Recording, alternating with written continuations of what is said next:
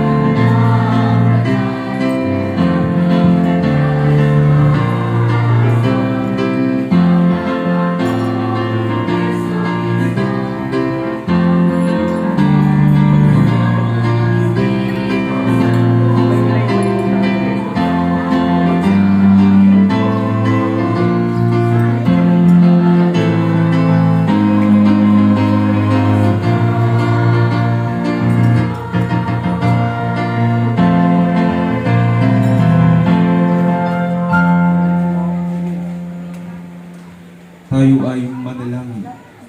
O Panginoon na lahat ng kasaysayan, ng kulay, ng lahi at ng buhay ni buong kinapal sa buong daigdig. Kami ngayong sambayanan ay lingapin at pagpalain. Paghindapatin kami ngayon sa pagdiriwang ng iwanak na sa amin ay nangako ng buhay na walang hanggan. Sa pamamagitan ni Kristo, kasama ng mahal na ingkong ang Diyos Espiritu Santo magpas sa walang hanggan. Amen. Magsipo po.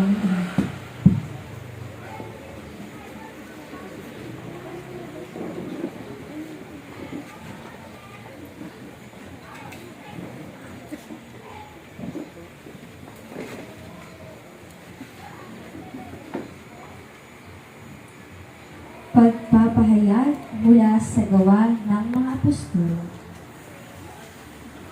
Isang gabi, sinabi ng Panginoon kay Pablo sa pamamagitan ng isang pangitain, "Huwag kang matakot, ipagpatuloy mo ang iyong pangangaral. Ano man ang mangyari, huwag kang titigil, sapagkat ako'y sumasa iyo, hindi ka maaano. Sapagkat marami akong tagasunod sa lungsod na ito." Tumigil siya roon sa loob ng 1 taon at 6 na buwan at nagturo sa salita ng Diyos.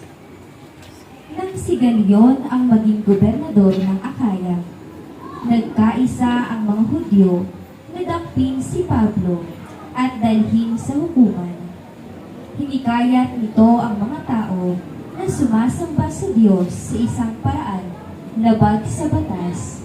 Wika nila, magsasalita na sana si Pablo nang sabihin ni Galion, kung ang usaping ito'y tungkol sa isang mabigat na pagkakasala o paglabag sa batas, makatwirang pakinggan ko kayo.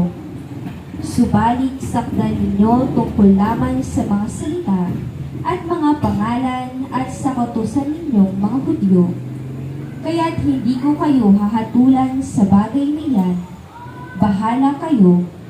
At sila'y pinalabas niya sa hukuman.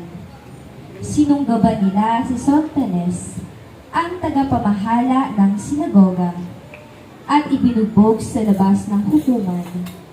Ngunit hindi ito pinansin ni Galion. Pagkatapos nito, ilang araw pang nanatili si Pablo sa Corinto, saka nagpaalam sa mga kapatid. Pagdating sa Cancrea, nagpaputol siya ng buhok, sapagkat natupad na ang isang pinakaginawa niya, at naglayag siya patungo sa Selya, kasama ang mag-asawang Priscilla at Aquila. Ang salita ng Diyos. Salamat sa Diyos. Salmo. Hari ng sangkalupaan, Diyos na makapangyarihan. Hari ng sangkalupaan, Diyos na makapangyarihan. Magdiwang ang lahat ng mga nilikha. Pumalakpak kayong may awit at tuwa, bilang papuri sa Diyos na dakila. Ang Diyos na poon kataas-taasan, ay dakilang hari dapat katakutan. Siya'y maghahari sa sangkatauhan.